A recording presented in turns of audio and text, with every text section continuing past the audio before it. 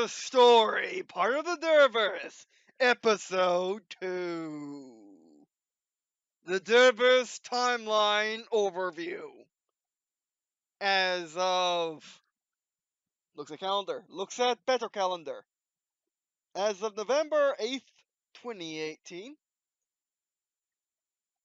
And yeah, welcome back. Been a while. Actually, how long it's been. I totally didn't remind myself why I called the series. It's been 2 months. Okay, it could have been worse.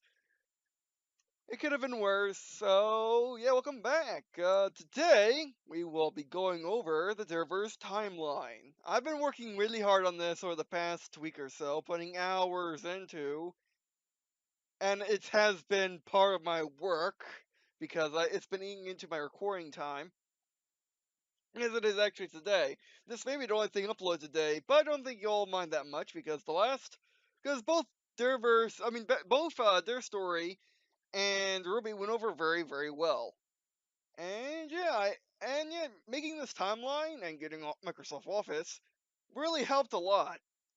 And letting the ideas flow and really understanding the endeavor I am taking upon. The endeavor I built up over my entire life, which I will explain to you in this video as we go down the timeline. Now, this timeline is far from complete. I can actually fill it in much more now. It's just a simple overview in order to get a rough idea of where everything falls into place. Because I definitely don't want to make the same mistake as Star Wars and Star Trek. Because that was horrible. Alright, by the way. And yeah, so... Oh, I should tell you some updates on their story. Well, first off, all their story stuff is free to use. As long as you credit, of course, as always. And yeah, and you're free to, as of now, make your own content in the Derverse. Well, make your own stories in the Derverse. Because I'm giving you the timeline now, so you have some understanding of what's going on. However, I would wait for me to do more work.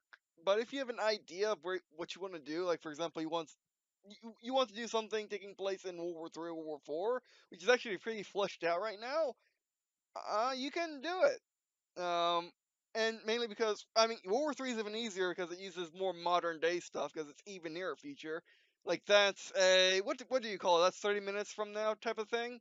And there's a specific name for that sort of movie where World War III is supposed to happen. It happened right now. So yeah, of course this is in 2024, but you get the idea. And just something that way because I needed to do it then, or to get World War IV to happen. But yeah, this is just basically me storyboarding.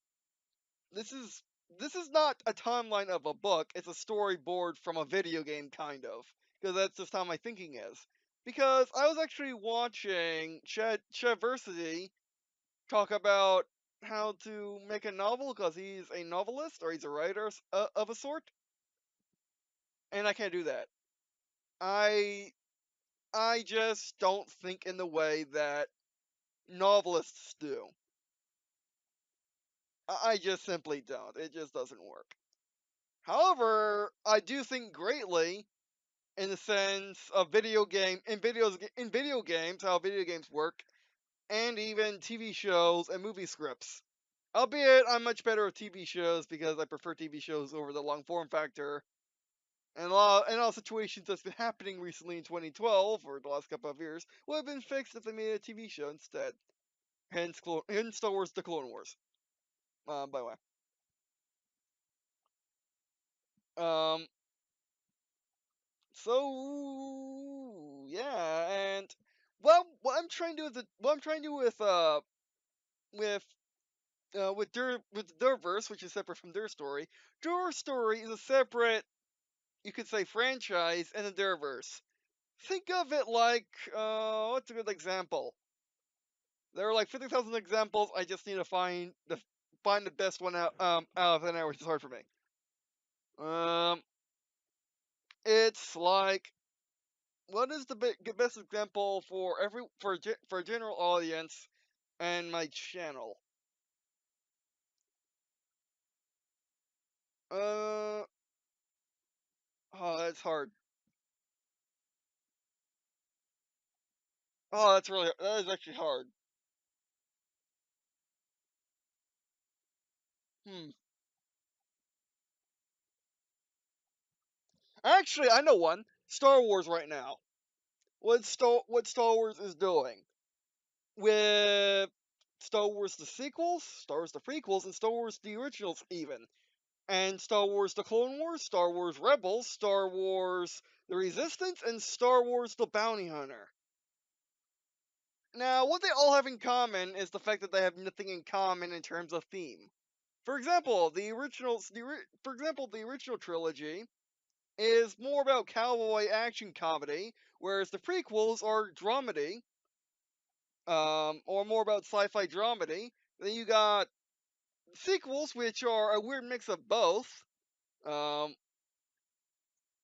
and then you got the Star Wars: The Clone Wars, which is a dramedy action comedy, but it works better instead. Well, and then the sequels are more of a throwback. At least at least Force Awakens because JJ. Um, and then you got Rebels, which is just a kid show, which is also a drama, which is also uh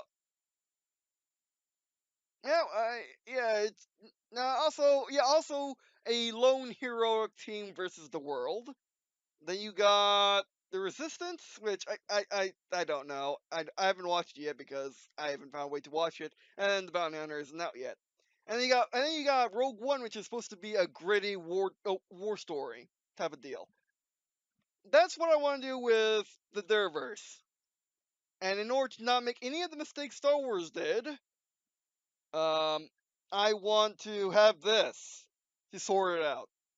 Because I want the ability, I want you to have the ability, I want me and you and everyone else to have the ability to tell whatever story they want in the Derverse.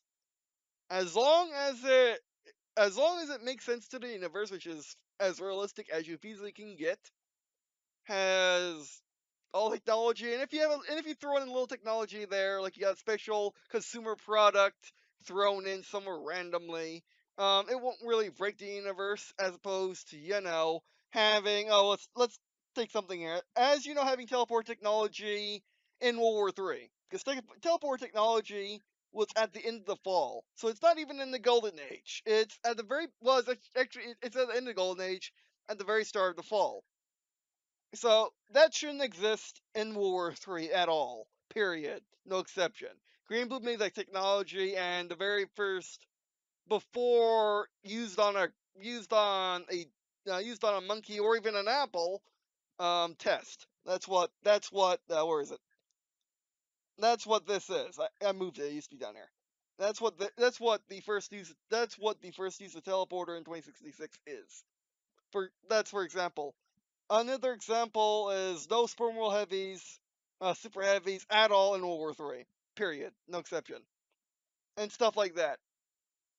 I mean, you could have a super heavy. No, you can't have super heavy tank because the sperm whale is the first super heavy tank since World War II and the first production super heavy, really. So you can't do that. And stuff like that. So basically, they're very harsh rules of what you can and can't do, but it's extremely open. Like, for example, in the peaks of the golden ages, it's free to do whatever. Like, for example, 2040, it's completely open, as you can see, with only one event happening in that year. Actually, wait, I changed that. It's not happening in that year anymore. The Skyway used to happen, the 2039 Skyway used to happen in 2040, but I decided to completely leave that year open for telling stories.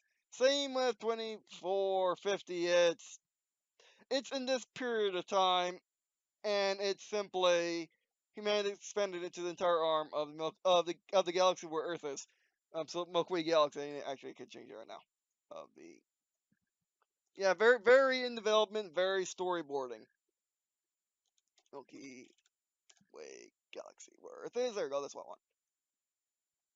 I'll fix it later. Here, cool. But yeah, so this is very early storyboarding, as in like a month. So give me a break. And also, I'm going to be parting these videos if they go on longer at 19 minutes or roundabouts, which is what this is. So this is an introduction to an overview.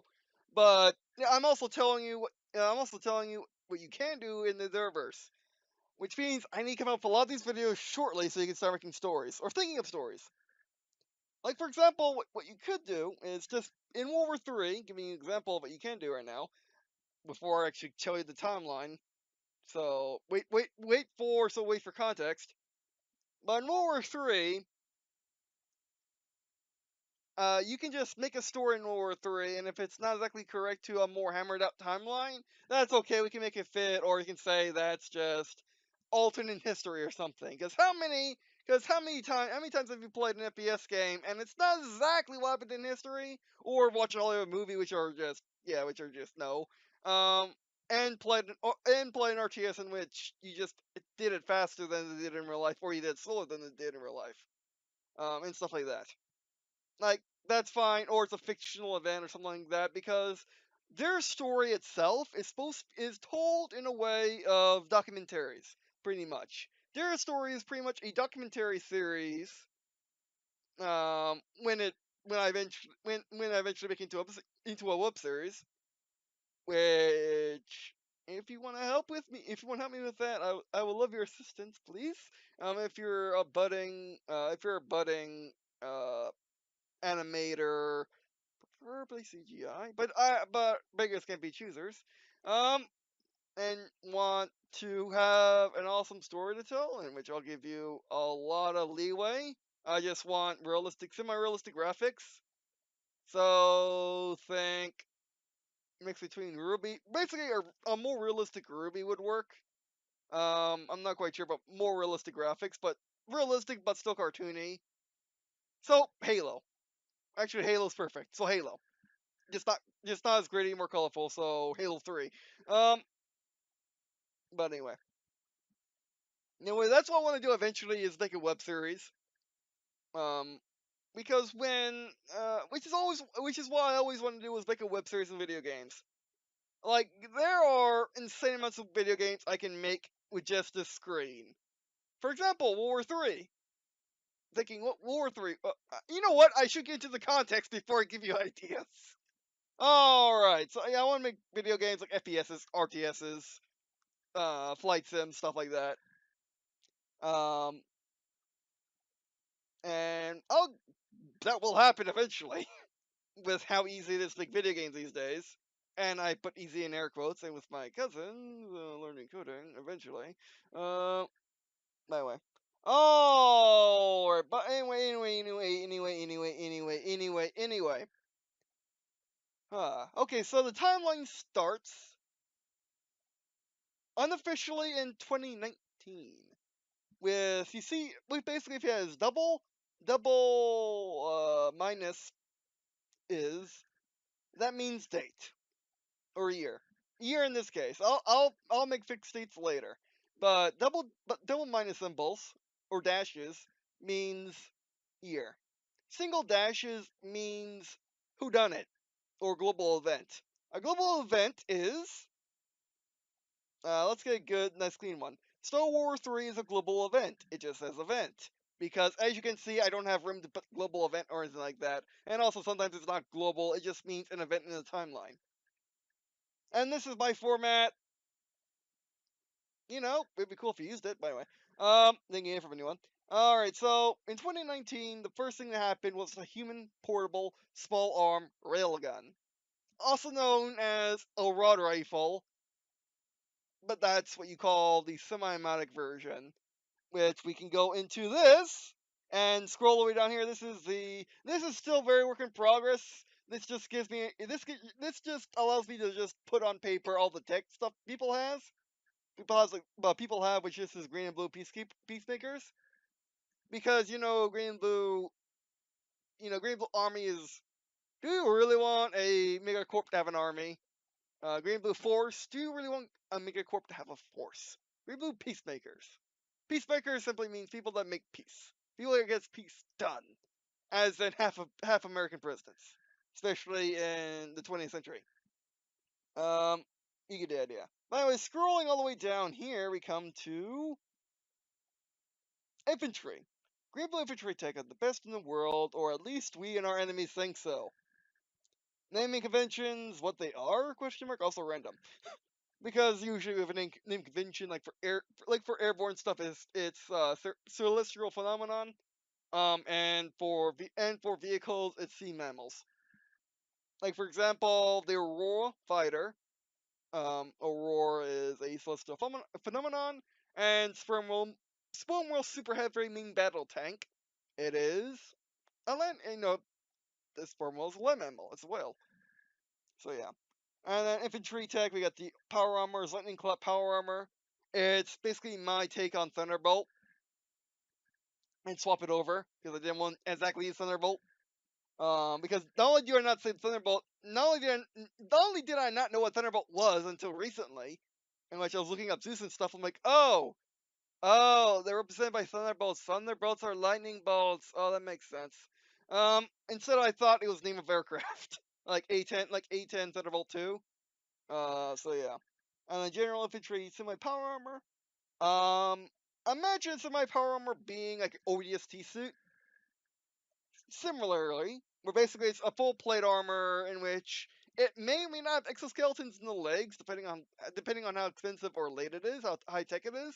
But it's basically full plate armor, full modern, bulletproof plate armor up to a certain amount of a certain amount of rifle type, like assault rifle, battle rifle, rifle, anti-material rifle, even anti-tank. Although anti-tanks are insanely rare.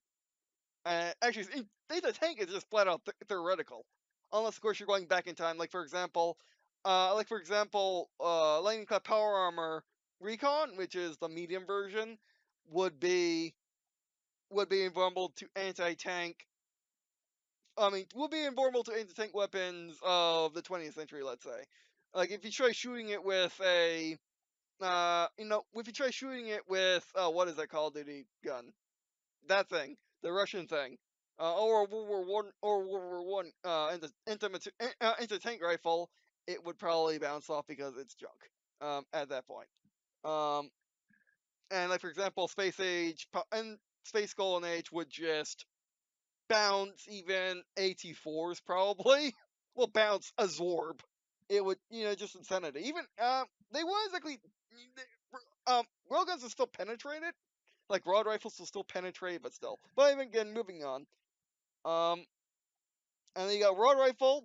Rod rifle is a semi-automatic version. So basically, you pull the trigger, it charges up, and let go, poof, it fires. Auto rod rifle is automatic because getting the charging right is the problem. Being able to charge it fast enough, having a battery, controlling the recoil, stuff like that. That's why making a fully automatic railgun is hard. And then there's breach action. And then there's breach loading ones. Single shot rod rifles, which I actually haven't. I don't list here for some reason. Um, Single shot rod rifles are just they're hand cannons pretty much. They're just insanity. Um, Basically they just shoot gigantic rounds at people, at probably ludicrous speeds for their size, but they can only fire one.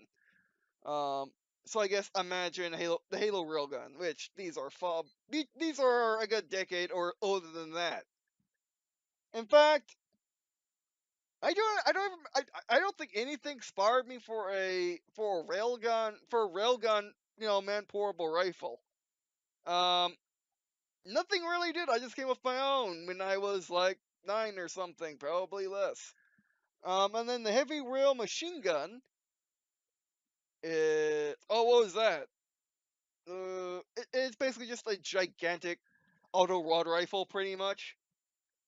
With instantly slow rate of fire because it's a charge, stuff like that. I mean, it's fully automatic. You pull down the trigger, it goes and stuff like that. The is the if you can hear the is the shot firing because railguns don't make an explosion. They just make a sound. They just make sound barrier. And if you're asking why do 2018 U.S. Navy railguns make an explosion, it's because the rounds are burnt. Because the sabot, the thing that's allowing the round to shoot through the barrel, tightly, that's actually burning up. That's how fast those things are. These use pure Steel are the El Cheapos in basic. Like shaped steel is El Cheapo in basic. Which I guess will be milled or something. I'll figure that out later. And then you get tungsten, not really depleted uranium because carrying depleted uranium around on your person does not seem like a smart idea. Um, so yeah, and then sniper railgun, it's an interesting one. I like the real machine gun is just the thing that happened when I was thinking that list, but the real sniper gun is something I put a lot of thought into. Where basically it is a 10-foot long sniper rifle in which you can fold up the barrel because it's a railgun. It doesn't need to hold its shape, like a gun, like a powder gun does, because the powder would warp the barrel, in the heat. I mean, the heat will warp the barrel anyway. Okay, we're waiting for it. By the way, the heat will warp the barrel anyway. Once I get done with this, once I get done saying this, I'll warp the video. Um, the heat will warp the barrel. Uh, but with railguns, he will still warp the barrel, but it won't be an explosion that you have to contain, pretty much. So you basically just lay down with like carbon fiber or something. I don't know. I'll figure that out later. Um, like tungsten, some really hard metal, or some really tough thing. Like nothing sci-fi stuff we have, but something I'll figure out later. And then you can push a lever and bend the barrel back on itself to make it into like a rifle. So basically, it's a 5 foot break. You bend it backwards. You basically undo a lock, and then it folds backwards. Think MG36 stock or HK36 stock. It's like that. You bend it backwards, locks, and then you got a rifle. An unwieldy rifle, but better than walking off a 10-foot thing. You're walking off a 5 foot thing, which is around the size of full length rifles and assault rifles. It's better than literally nothing. It's a railgun. What do you want it to be short? If you want it to be short, grab yourself a laser rifle, man. Or a gun. Um, but anyway, if you're a woman, do the same. And it basically, since it's so long and propels a projectile which is uh, oh, basically, I think smaller is better in this case. Smaller allows you to get higher speeds, but still have mass. And then normal railgun round, which normal rod rifles, which are called rod rifles because they shoot rods as a rifle, they they fire a rod that's the length and width of a 30-06 round, pretty much. Um, and they fire them at like Mach 5, in the Golden Age anyway. And then the real sniper gun fires its rounds at like Mach 10 or something. It allows you to fire over the horizon with a infantry weapon, which is just silliness. Could you fire it standing up? I would say yes because gameplay purposes later on that would be useful. Um, you can fire it standing up, especially in power armor. And power armor is not a big deal either way if you could or could not. It will kind of knock you back a bit. Um, because what makes railguns special, basically what makes rod rifles special, I should say, and man portable railguns, or as I call it in universe. I was doing it in modern day curricular terms, human portable. Why is it called human? I mean, are you talking about a robot man? Or an AI man, a spirit man, a shadow person man? What do you mean? Um, although AIs do have gender because they're human made, shut up people. I don't think I've determined if they have gender yet. Um, so yeah, we'll get there when we get there. Spirit people definitely do have gender. So you don't know who you're talking about. So human portable, like for example, watch Raisins that high is a man. If you say man portable, that means he can hold it. He's a digital AI machine entity or mechanical entity who would use an android body. An android could wield an android can wield um a Browning 50 cal machine gun, for crying out loud, if they were made to. So yeah. So that's why it's even portable. But anyway, going back, would be and basically in order to shoot over horizon, of course, either you get absurdly lucky, use it like artillery for crying out loud, where you got people on the front line saying more to the right, more to the left, oh you got him in the head, and stuff like that. Or you can use a micro UAV, that would work, or someone or a spotter who's forward of you, like with artillery, who has a direct line on it, and you can see that you can see his scope and your scope, and you can fire it that way, or GPS, or uh, okay, here's some sci-fi jargon. I'm gonna make it up right now. It's gonna become permanent. Topographical auto navigational marking. Um, what that means is pretty much with the UAV, you can operate like GPS because that will come in handy a lot, especially when exploring alien worlds. Its ability to if you throw a UAV, it can map the area, and then if it sees your action and sees you, it can act like GPS by saying, "Oh, you're here because I can see that rock, and that rock, all in different directions around you, and I know you're there." Or you're there on the map because your camera see those rocks. Um, and stuff like that. Which is a way you can get minimap in a game like Halo, where you're going like how does John 117 have a map on the Halo ring? Oh, it's because Cortana made it for him. They did scan it. They did scan it as you were crashing, so that makes sense. Um, and then they can also be the systems of the power armor scanning the environment to make a minimap and stuff like that. Because it's not the battlefield minimap, which is omniscient and you must obey it at all times, or else you will folly, and stuff like that. And then the sub-rail gun, my personal favorite, the gun I use all the time, which I keep on my hip, which it's the size of a MP5, more or less, but it fits on power armor pretty well in the hip. Um, and it's basically the anti-rail gun. It's not meant to have insane penetration stopping power, as in can stop a truck with it. Um,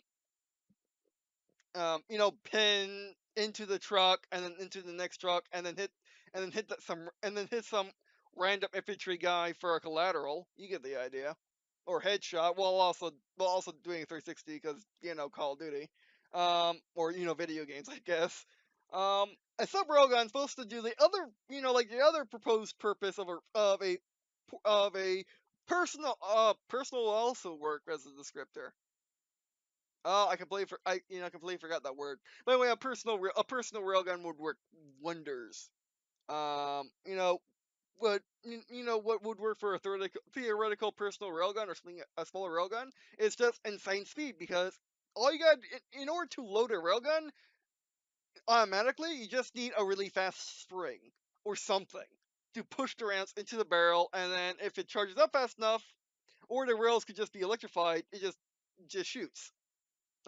Which is the principle of what the sub railgun uses. So its rate of fire is, at least in advertising, is known as it fires within a so and so delay between rounds, in order so the rounds don't come out of the barrel in a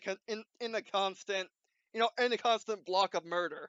Um, you get the idea of what I mean with that.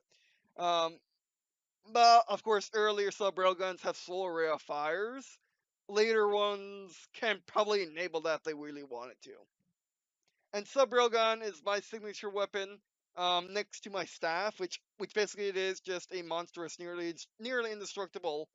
If I could probably fight lightsabers with it if it was in Star Wars with Star Wars logic, especially if I painted it chrome. Um, Lightsaber and Lego Star Wars reference. Uh, um, with a special thing, with a special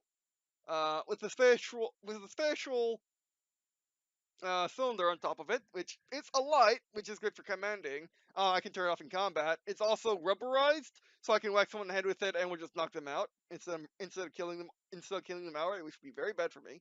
Um, and also it contains a it contain it could it basically it's like R2D2. It contains whatever I want to put in it. Um, which usually is a drop shield type thing, like a bubble shield or drop shield. where I just press a button and then a dropship comes out. Why do I need that if I have personal shields on my power armor? Circle golden age. This, by the way, shielding is what is shielding? Shielding is where did I put? Oh, sorry, braces. I added it less. I added it well, like the third thing I did before making this video. Shielding. Oh yeah, actually I know where I put it over here. I added it, and oh yeah, I added it before War 3 in order for Soul to not be cratered. We had shielding, and shielding's what the United States military wants to put on Raptors anyway, so I'll give them that. So yeah, that basically shielding. I won't get personal shielding until much later, but I could get the staff shielding earlier. Now that I'm thinking about it, and you just got a glimpse of the design process of how I made this. But anyway, that'd be it for this episode. Thanks for watching. Do appreciate watching this episode. It means a lot to me. Um, well, this part. Well, this is just a part. So yeah, this is a part. I still gotta do my outro for. I still gotta do my outro for parts. Um, because everyone misses my outro when I just cut it in the middle of a gameplay video, which is something I do all too often these days because of the demands of the general YouTube audience. Um, but anyway, so yeah, that'd be it for this part. See you in the next one, and I guess see you in a skin.